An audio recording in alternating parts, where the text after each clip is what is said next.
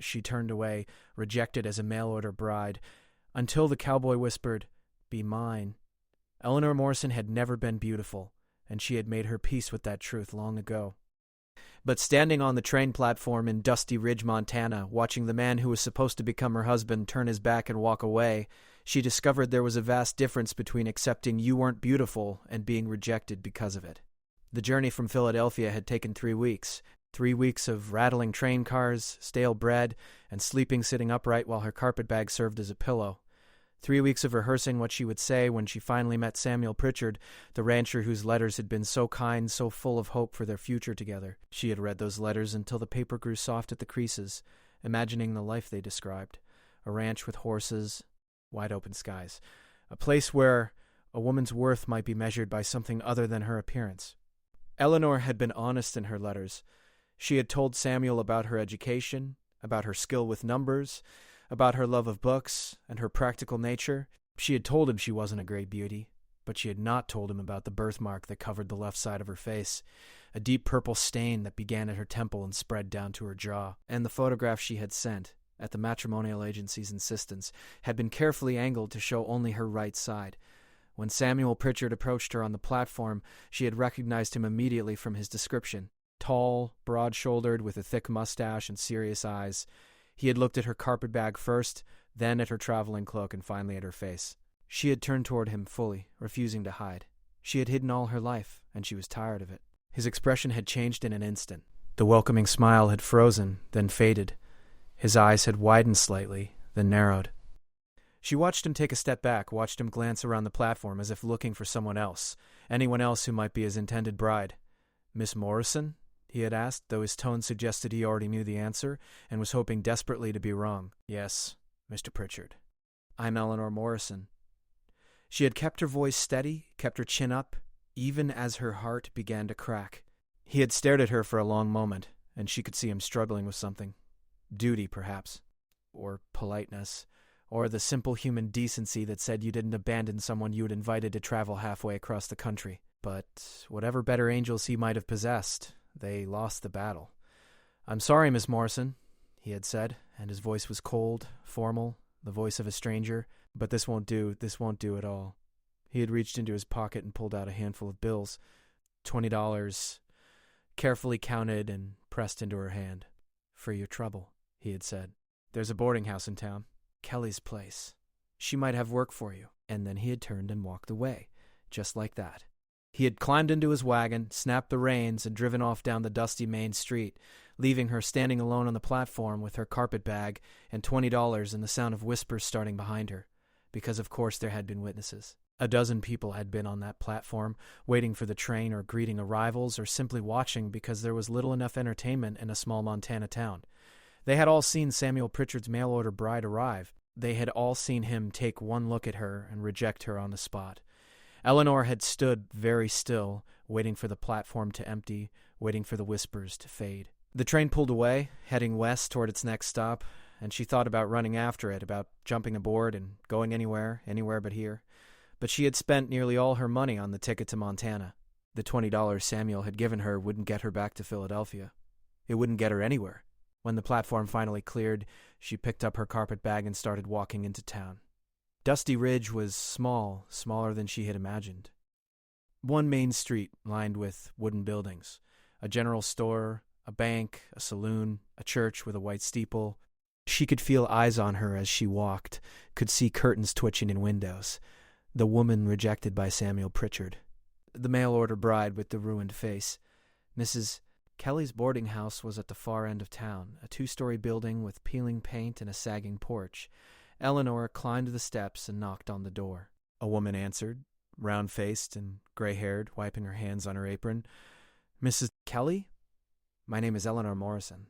Mr. Pritchard said you might have work available." Mrs. Kelly's eyes flicked to Eleanor's birthmark, then quickly away. She had clearly already heard about what happened at the train station. In a town this size, news traveled faster than the telegraph. "Can you cook?" Mrs. Kelly asked. "Yes, ma'am." "Can you clean?" "Yes, ma'am." "Can you work hard without complaining?" "Yes, ma'am." Mrs. Kelly had studied her for a moment, then nodded. "Room and board in exchange for work? You'll share a room with my hired girl. Lucy. Breakfast is at 6. You'll help serve, then clean up. Same for lunch and dinner. Laundry on Mondays and Thursdays. Floors need scrubbing daily. Can you start now? Eleanor had felt something loosen in her chest. Not relief exactly, but at least the knowledge that she would have a roof over her head and food to eat. At least she wouldn't be sleeping in the street. Yes, ma'am. I can start now. That first night, lying in a narrow bed in a tiny room that smelled of lye soap and old wood, Eleanor had let herself cry. She cried quietly, so Lucy wouldn't hear in the bed across from hers.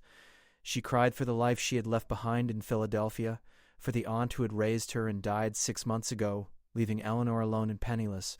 She cried for the hope she had carried across 3 states, the foolish hope that Samuel Pritchard might see past her face to the person underneath.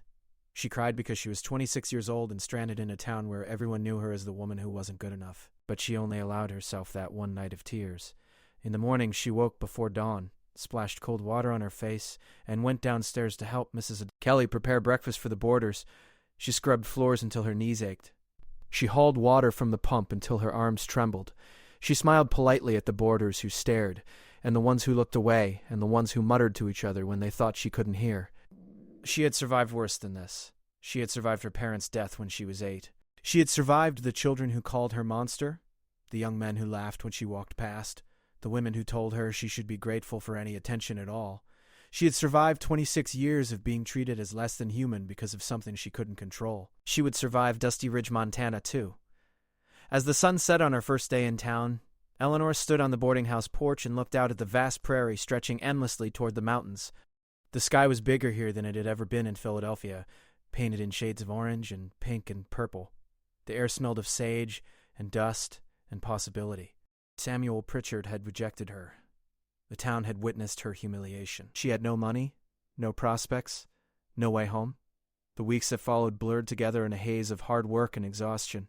Eleanor rose before dawn each morning, when the Montana sky was still dark and dotted with stars. She would dress quietly in the small room she shared with Lucy, careful not to wake the younger girl who worked equally long hours. Then she would make her way downstairs to the kitchen, where Mrs. Kelly would already be stoking the fire in the big iron stove. Together, they would prepare breakfast for the boarders. Eggs and bacon, flapjacks with syrup, strong coffee that could wake the dead. Eleanor learned quickly that cowboys and ranch hands ate like they might never see food again, piling their plates high and asking for seconds. She carried heavy platters from the kitchen to the dining room, her arms aching but her face carefully blank. She had learned long ago not to show weakness, not to let anyone see when something hurt. The boarders treated her in different ways. Some ignored her completely, looking past her as if she were invisible when she refilled their coffee cups.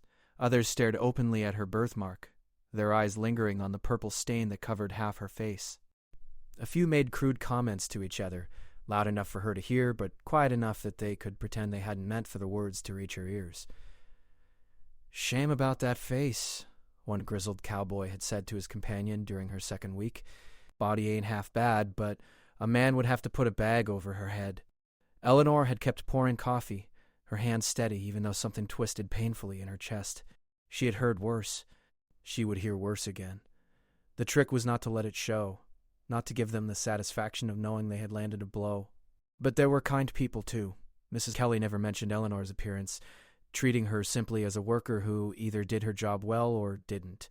Lucy, the other hired girl, was a cheerful 18-year-old who chattered constantly about the young men in town, and which one she hoped would ask to walk her home from church on Sunday. She seemed genuinely unbothered by Eleanor's birthmark, or perhaps she was just too absorbed in her own romantic dreams to pay it much attention. Eleanor threw herself into the work with a fierce determination. She scrubbed floors until they gleamed. She beat rugs until no dust remained. She polished silver and washed windows and mended linens with tiny perfect stitches. If she worked hard enough, if she made herself valuable enough, perhaps she could carve out a small, safe place for herself in this town that had watched her be rejected. She saved every penny she could. The room and board were free, but Mrs. Bill... Kelly paid her a small wage for her work. It wasn't much, but Eleanor was careful.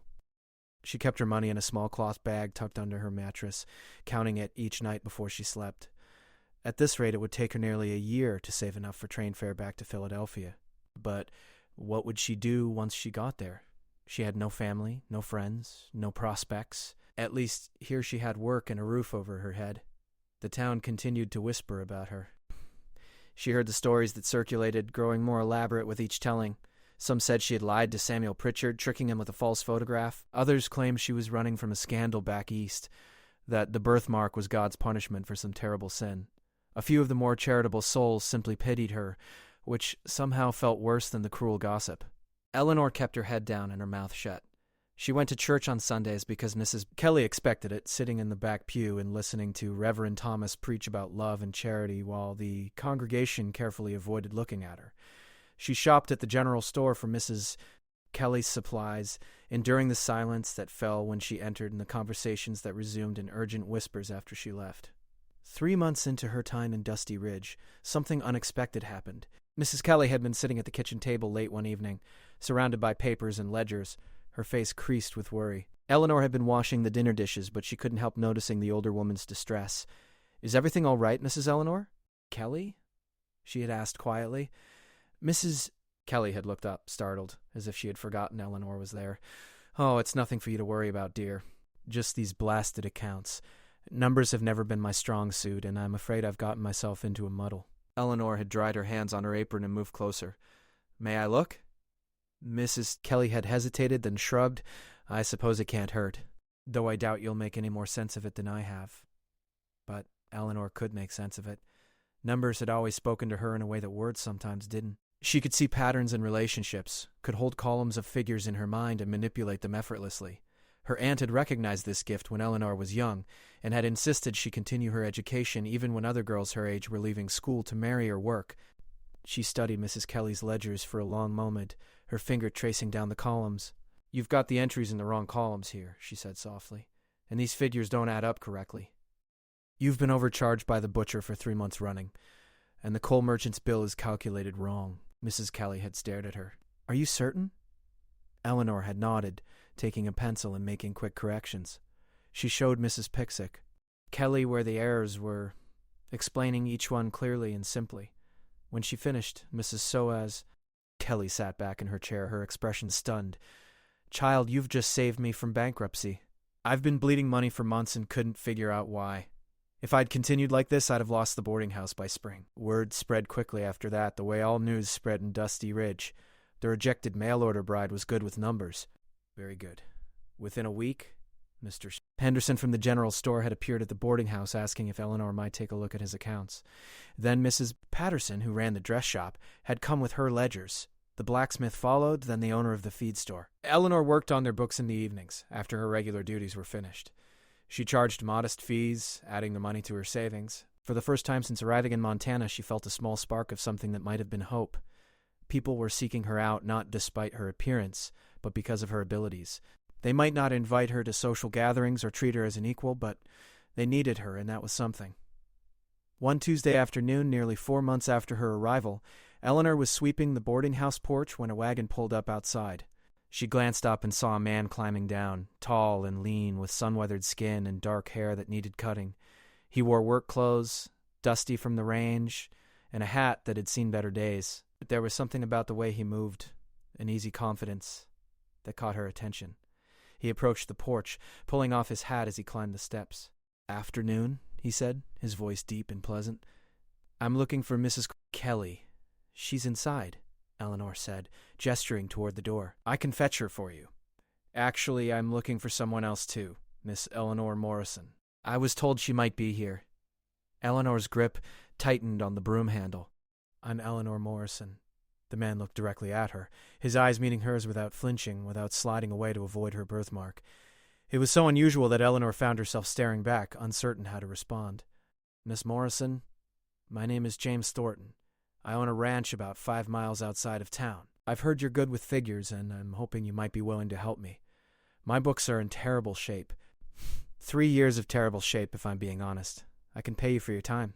Eleanor studied him carefully, looking for the catch, the cruel joke, the inevitable disappointment. But his expression was open and earnest, his gaze steady and kind. "I work for Mrs. Kelly during the day," she said slowly.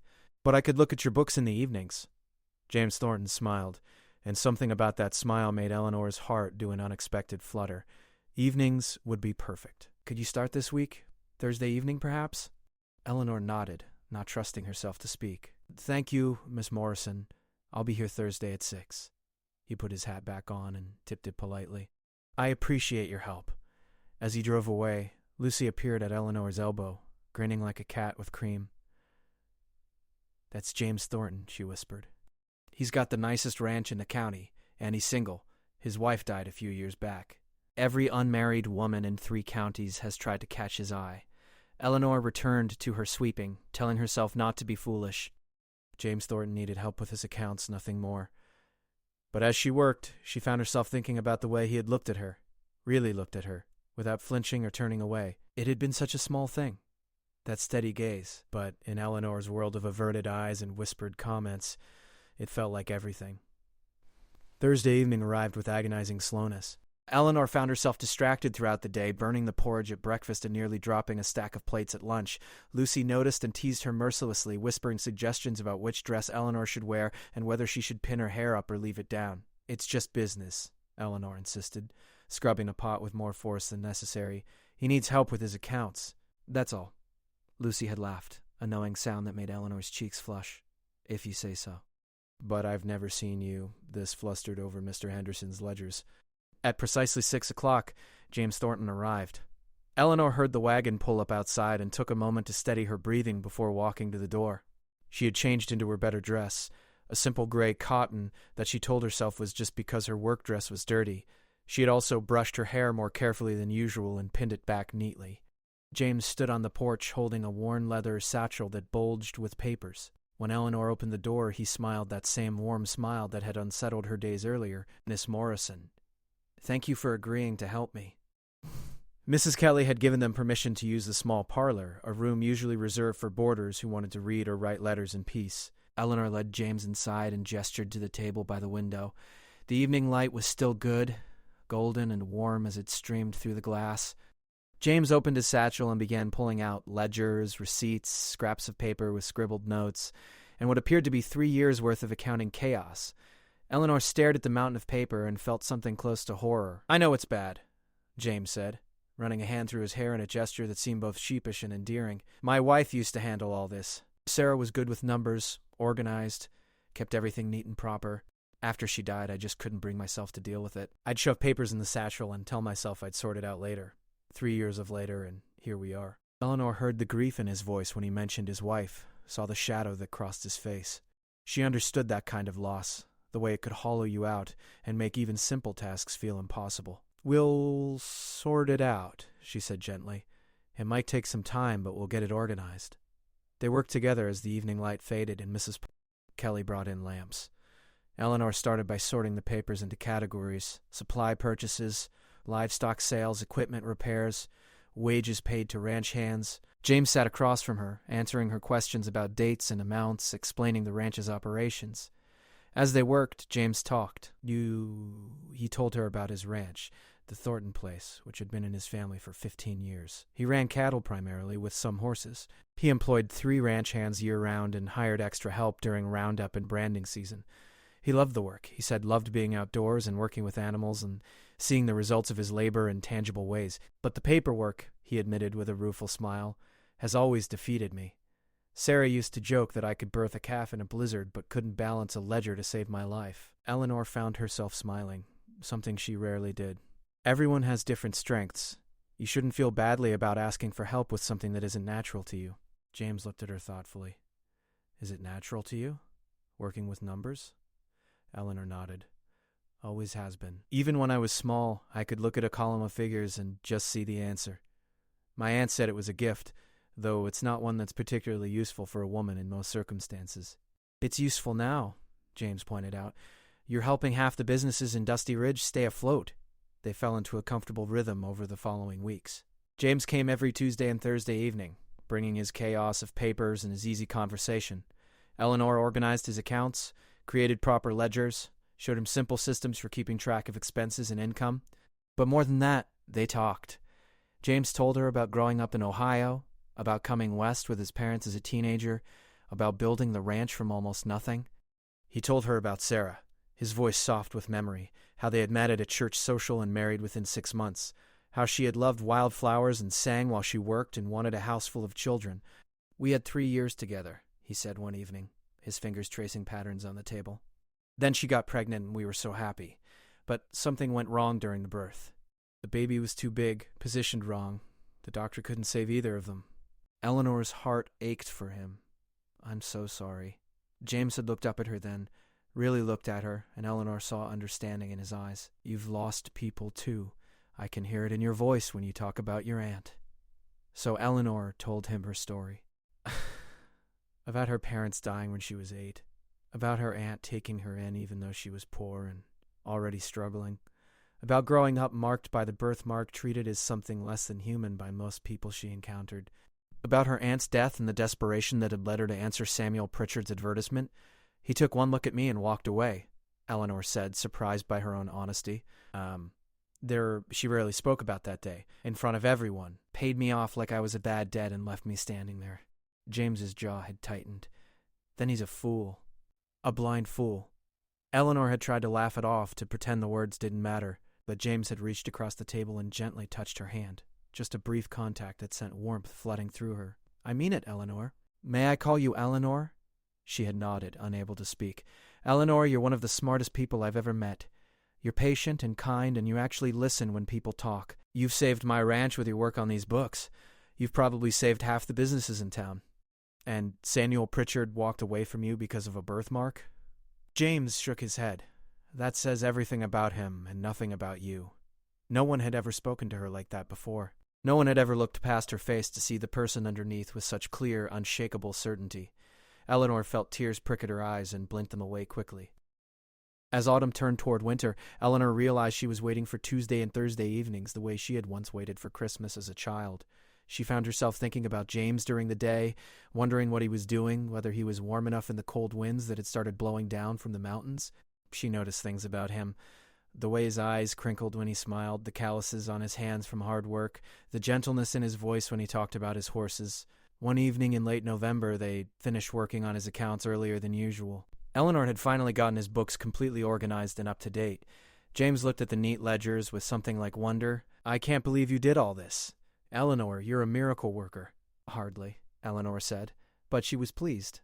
"You just needed someone to show you a good system. You can maintain it yourself now." "Does that mean you won't help me anymore?" James asked, and there was something in his voice that made Eleanor's heart skip. "Well, I could check on it periodically. Make sure you're keeping up with it properly." "Good," James said. Then, after a pause, "Would you like to see the ranch sometime? I know you've been working for my papers, but it might help to see the actual place. Understand what all these numbers represent." Eleanor knew this was more than a simple business proposition. She could see it in the way James was looking at her, hopeful and uncertain, and something else she was afraid to name.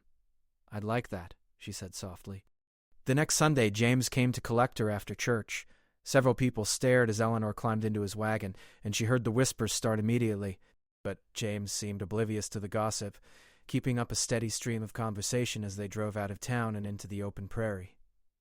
The Thornton Ranch was beautiful in a stark, simple way. Rolling grassland stretched in every direction, bounded by distant mountains that were already snow-capped. The ranch house was modest but well-built, with a wide porch and windows that caught the afternoon light. There were sturdy barns and corrals, horses grazing in pastures, cattle dotting the hillsides. James showed her everything, his pride in the place evident in every word. He introduced her to his ranch hands, who were polite if surprised to see their boss with a woman. He showed her the horses, including a gentle mare named Daisy, who nuzzled Eleanor's hand looking for treats. "I thought maybe you could learn to ride," James said, "if you wanted to." Daisy's patient with beginners. They walked to the top of a small rise behind the house, where they could see the ranch spread out below them and the mountains rising in the distance. The wind was cold, but the sun was warm, and for a moment everything felt perfect. "This is where Sarah wanted to build a bigger house," James said quietly. "She had all these plans, more bedrooms for the children we'd have. A bigger kitchen, a proper parlor." Eleanor stood beside him, understanding that he was sharing something precious. "It's a beautiful spot." "Eleanor," James said, turning to face her, "I know we haven't known each other very long, and I know people talk, but I want you to know that these past few months, working with you, talking with you, they've meant more to me than I can properly express. You've brought something back to life in me that I thought died with Sarah." Eleanor's breath caught. She wanted to believe him, wanted it so desperately it frightened her. But fear whispered in her ear, reminding her of all the times she had hoped and been disappointed. James, you should know that people will always stare. They'll always whisper. Being seen with me will bring you nothing but gossip and judgment. James stepped closer, his eyes searching her face. Let them whisper. Eleanor, I don't care what people think. I care about you. And standing there on that hillside, with the Montana wind in her hair and James Thornton looking at her like she was something precious, Eleanor let herself begin to hope. The winter months brought a change to Dusty Ridge that Eleanor could feel in the air. The temperatures dropped and snow began to fall in earnest, blanketing the prairie in white. But more than that, something had shifted in the way people looked at her when she walked down the street with James Thornton at her side. They had become a familiar sight in town. James would drive in twice a week, ostensibly to go over his accounts with Eleanor, but everyone knew the books had been in perfect order for months now. He would arrive at the boarding house and they would sit together in the parlor, sometimes looking at ledgers, but more often just talking, sharing stories, laughing at small jokes that no one else would understand. On Sundays after church, James would wait by his wagon and Eleanor would climb up beside him. They would drive out to his ranch and spend the afternoon together. James taught Eleanor to ride, patient and encouraging as she learned to sit properly in the saddle and guide Daisy around the corral. Eleanor taught James more advanced bookkeeping, showing him how to project expenses and plan for future investments. But mostly, they just enjoyed each other's company. They would sit on the porch of the ranch house even in the cold, wrapped in blankets, drinking hot coffee and watching the sun set over the mountains. They would walk through the snow-covered fields, James pointing out where he planned to expand the cattle operation in spring, Eleanor listening and asking questions that showed she understood not just the numbers but the dreams behind them. The town noticed. How could they not? Lucy reported back every bit of gossip she heard, her eyes sparkling with excitement. Mrs. Patterson says you've bewitched him, Lucy whispered one morning as they prepared breakfast. She says it's not natural, the way he looks at you. Eleanor's hands had stilled on the eggs she was cracking. What way does he look at me? Like you're the only person in the world, Lucy said matter-of-factly. Like the sun rises and sets with you. Half the unmarried women in the county are furious. The other half think he's lost his mind. Eleanor tried not to let the words hurt, but they did. She had been so happy these past months, happier than she could remember being in her entire life. James made her feel seen, valued, cherished. But the whispers reminded her that the world saw something different. They saw a scarred woman who had somehow trapped a good man. One particularly cold Tuesday in January, Eleanor was working at the general store helping Mr. Ravond Henderson with his quarterly accounts. She was so focused on the numbers that she didn't notice when someone entered the store until a familiar voice cut through her concentration. Well, well, if it isn't Eleanor Morrison. She looked up to find Samuel Pritchard standing a few feet away. He looked thinner than she remembered, his clothes slightly shabby, his face lined with stress she didn't recall from their brief meeting at the train station. Mr. Pritchard, she said coolly, returning her attention to the ledger. I heard you've done well for yourself, Samuel said, moving closer. Got yourself a position keeping books for half the town? And I hear James Thornton comes calling regular. Eleanor said nothing, her pencil moving steadily across the page. My ranch failed, Samuel continued, and there was bitterness in his voice. Had to sell it off for debts. Turns out I needed someone good with figures, someone who could have helped me manage things properly. Funny how life works out. Eleanor set down her pencil and looked at him directly. Is there something you need, Mr. Pritchard? He shifted uncomfortably. I was thinking perhaps we could reconsider our arrangement. You need a husband. I need someone with your skills. We could make it work. The audacity of it left Eleanor momentarily speechless. This man who had rejected her publicly, who had walked away from her without a second glance, now stood before her, suggesting they marry because he needed her abilities. No, thank you, Eleanor said firmly, picking up her pencil again. Samuel's face reddened. You're making a mistake. Thornton's just playing with you. A man like him could have any woman in the territory. You think he's really going to marry someone who looks like you? The words hit their target, finding the fear that Eleanor carried deep inside, the fear that whispered to her late at night that this was all too good to be true, that James would eventually see what everyone else saw and walk away. Before Eleanor could respond, a shadow fell across the counter. She looked up to find James standing there, his expression dark with anger. He must have come in through the back door, must have heard at least part of the conversation. The lady said no, James said, his voice quiet but edged with steel. I suggest you leave. Samuel looked between them, then laughed, a harsh sound. James Thornton and the marked woman. What a pair you make. "Get out, Mr. Henderson said from behind the counter, his voice sharp. "You're not welcome in my store, Pritchard." Samuel left, but not before giving Eleanor one last contemptuous look. The door slammed behind him and silence filled the store. Eleanor stared down at the ledger, her hands trembling slightly, fighting to maintain her composure. "Eleanor?" James said softly. She shook her head, not trusting herself to speak. She needed to finish these accounts. She needed to keep working, keep moving, keep pretending that Samuel's words hadn't cut straight to her deepest insecurities. But James wasn't having it. He came around the counter and gently took the pencil from her hand. "Mr. Henderson, would you excuse us for a moment?" The store owner nodded, tactfully disappearing into the back room. James took both of Eleanor's hands in his, waiting until she looked up at him. "Eleanor, I need you to hear me. Really hear me. What that man said, what people whisper, none of it matters. None of it is true." "But what if it is?" Eleanor whispered, voicing the fear she had been carrying for months. "What if one day you wake up and realize you could have had someone beautiful, someone whole, someone who wouldn't bring you shame and gossip?" James's grip on her hands tightened. "You are beautiful, and you are whole, and the only shame I feel is that I live in a world where you've been made to think otherwise." Tears spilled down Eleanor's cheeks before she could stop them. "People will always stare, James. They'll always talk. Your ranch hands already think you've lost your mind.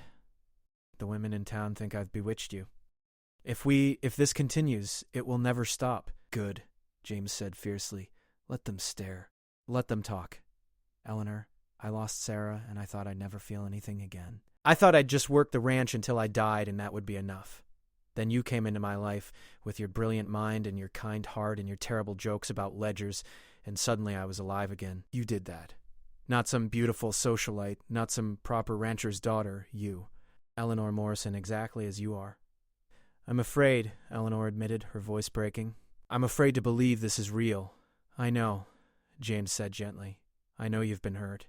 I know the world has been cruel to you, but Eleanor, I'm not the world. I'm just a man who's fallen completely in love with you and wants nothing more than to spend the rest of his life proving it." Eleanor's breath caught. He had said it. The word she had been afraid to even think. "Love. You love me?" she whispered. "Yes," James said simply. "I love you. I love your intelligence and your strength and the way you listen when I talk about things that probably bore you. I love how patient you are when you're teaching me something new. I love the way you gentle with the horses and kind to Lucy and generous with everyone who asks for your help. I love you, Eleanor. All of you. Every part."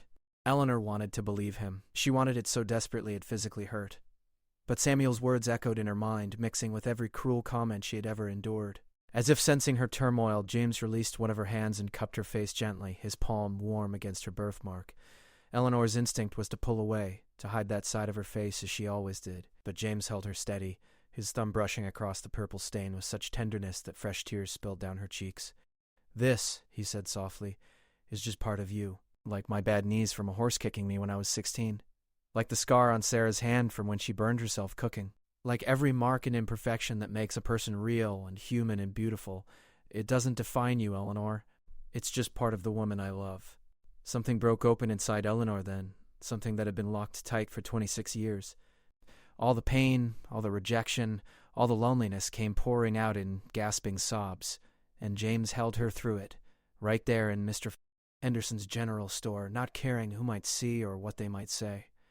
When Eleanor finally calmed, she pulled back slightly and looked up at James. His eyes were red-rimmed, too, his expression open and vulnerable. "I love you, too," she said, the words feeling strange and wonderful on her tongue. "I think I've loved you since that first evening when you looked at me without flinching, when you treated me like I was worth knowing." James smiled, that warm smile that made her heart flutter. "You are worth knowing. You're worth everything, Eleanor Morrison."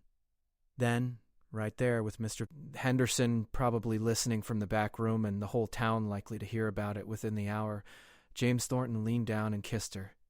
It was Eleanor's first kiss. Gentle and sweet and perfect. When they finally parted, James rested his forehead against hers. "Be mine," he whispered, "not because you have nowhere else to go, not because you need someone to take care of you, but because we choose each other, because what we have is real and worth fighting for. Be mine, Eleanor." Eleanor thought about the journey that had brought her here, the train ride filled with hope, the crushing rejection. The months of hard work and whispered gossip. The slow building of something she had never expected to find. And she thought about James, who saw past her face to her heart, who valued her mind and cherished her company, who wasn't afraid of what people would say. "Yes," she said, smiling through her tears. "Yes, I'll be yours." The news of their engagement spread through Dusty Ridge faster than a prairie fire. By the time Eleanor returned to the boarding house that evening, Mrs. Kelly already knew. The older woman pulled Eleanor into a tight embrace, tears in her eyes. "I'm so happy for you, child," she said. "James Thornton is a good man. You deserve this happiness." Lucy squealed with delight and immediately began planning what Eleanor should wear for the wedding. Even the boarders, most of whom had barely acknowledged Eleanor's existence for months, offered awkward congratulations over dinner that night. But not everyone was pleased.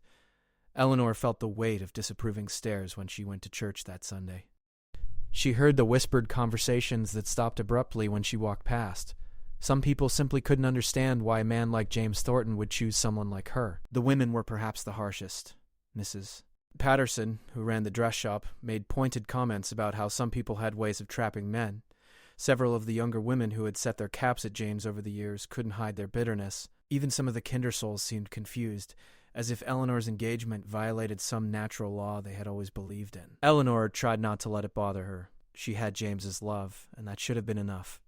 But old wounds ran deep, and there were nights when she lay awake wondering if she was being selfish, wondering if James would come to regret his choice when the gossip didn't die down, when people continued to stare and whisper. James seemed to sense her doubts. One Sunday afternoon at the ranch, as they sat on the porch watching snow fall softly across the fields, he brought up the subject directly. "You've been quiet lately," he said. "Are you having second thoughts?" Eleanor hesitated, then decided honesty was the only way forward. "Not about you. Never about you. But James, the talk hasn't stopped. If anything, it's gotten worse since we announced our engagement. People think I've somehow tricked you, that you're making a terrible mistake. What if they're right? What if one day you wake up and realize you could have had someone who wouldn't bring you this kind of judgment?" James was quiet for a long moment, his arm warm around her shoulders. When he spoke, his voice was thoughtful. "You know what I've learned in my 32 years, Eleanor? People will always find something to talk about. When I married Sarah, half the town thought we were too young. When I decided to expand the ranch, people said I was being foolish and would lose everything. When Sarah died, some folks whispered that it was God's punishment for some imagined sin. People talk. It's what they do. But their talk doesn't have the power to shape my life unless I give it that power." Turned to face her more fully. "I choose you, Eleanor, not despite what people say, but because I know my own heart. And my heart tells me that you are the woman I want to wake up next to every morning for the rest of my life. The woman I want to build a future with. The woman I want to grow old with." Eleanor felt tears prick her eyes. "I want that too. So much it scares me." "Then let's not wait," James said suddenly. "Let's get married soon. Next month. We'll have a small ceremony at the church, just the people who truly care about us, and then we'll start our life together and let the gossips find something else to talk about." The wedding was planned for the first Saturday in March. Eleanor worked with Miss Kelly to sew a simple dress in pale blue, a color that James had once mentioned looked lovely on her. Lucy helped her plan the small reception that would be held at the boarding house afterward. Mr. Henderson and his wife agreed to stand up as witnesses, along with one of James's ranch hands, a quiet man named Tom, who had always treated Eleanor with respect. As the day approached, Eleanor found herself experiencing moments of pure joy mixed with lingering anxiety. She would be trying on her dress and suddenly feel overwhelmed with happiness, only to remember some cruel comment she had overheard and feel the joy dim slightly. The evening before the wedding, Mrs. Kelly found Eleanor sitting alone in the kitchen, staring at her hands. "Having doubts?" the older woman asked gently, sitting down beside her. "Not about James," Eleanor said quickly, "but about whether I'm being fair to him. Mrs. Kelly, you've seen how people treat us. You've heard what they say. What kind of wife subjects her husband to that?" Mrs. Kelly took Eleanor's hand in her weathered ones. "Child, let me tell you something. I've been running this boarding house for 20 years. I've seen all kinds of marriages. I've seen beautiful people marry for looks and be miserable. I've seen wealthy people marry for money and hate each other. I've seen couples who looked perfect on the outside but were broken on the inside." She squeezed Eleanor's hand. "And I've seen a few, just a few, who found something real, who looked at each other the way James looks at you. Who built something that could weather any storm? That's rare, Eleanor. That's precious. And if you walk away from it because of what small-minded people think, you'll regret it for the rest of your life. Eleanor nodded, tears spilling over. I just want him to be happy. He is happy. With you. I see it every time he walks through that door. So tomorrow, you put on that beautiful dress, and you marry that good man, and you let yourself be happy too. You've earned it. The morning of the wedding dawned clear and cold. Eleanor woke early, her stomach fluttering with nerves and excitement. Lucy helped her dress, pinning her hair up in a style that was simple but elegant. When Eleanor looked at herself in the small mirror, she barely recognized the woman staring back. Her eyes were bright, her cheeks flushed, and for once she didn't immediately look away from her reflection. The church was small and only half full when Eleanor arrived. Some of the people she had helped with their accounts had come, curiosity perhaps outweighing their disapproval. Mrs. Kelly and Lucy were there, both dabbing at their eyes with handkerchiefs. Tom and the other ranch hands sat in a row looking uncomfortable in their Sunday best. But Eleanor had eyes for James. He stood at the front of the church looking more nervous than she had ever seen him, his hair freshly cut, wearing a new suit that fit him perfectly. When he saw her walking down the aisle, his face broke into a smile so full of love and wonder that Eleanor felt her own worries melt away. Reverend Thomas performed the ceremony with simple dignity. Eleanor barely heard the words, focused entirely on James's hands holding hers, his eyes locked on her face. When it came time for the vows, James's voice was strong and clear. I, James Thornton, take you, Eleanor Morrison, to be my wife. I promise to love you, to cherish you, to honor you all the days of my life. Through good times and hard times, through joy and sorrow, I choose you. Always you. Eleanor's voice trembled as she repeated her own vows, but she meant every word with her whole heart. When Reverend Thomas pronounced them husband and wife, James kissed her tenderly, and Eleanor heard Lucy's happy sob from the front pew. The reception at the boarding house was simple but joyful. Mrs.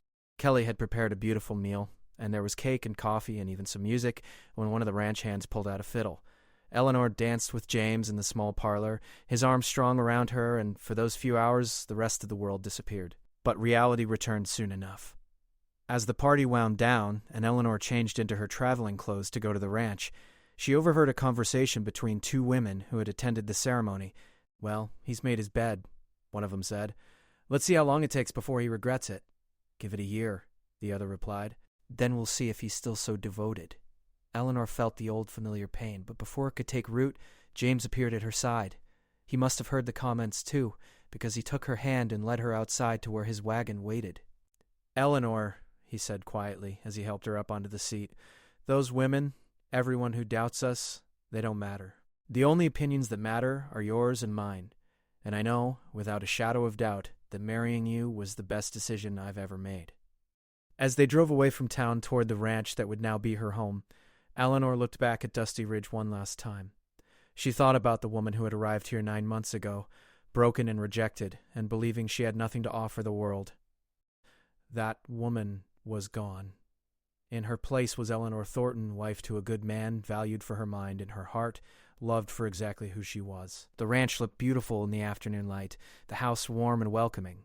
James had spent weeks preparing for her arrival, making space in the closets, adding curtains to the windows, doing small things to make it feel like their home rather than just his. That first night as his wife Eleanor stood at the bedroom window looking out at the vast Montana sky filled with stars. James came up behind her, wrapping his arms around her waist. Happy? He asked softly. Eleanor leaned back against him, feeling the solid warmth of him, the steady beat of his heart. She thought about all the pain that had brought her here, all the rejection and loneliness and fear, and she thought about how sometimes the worst things that happen to you could lead to the best things if you were brave enough to keep going. Yes, she said simply, I'm happy.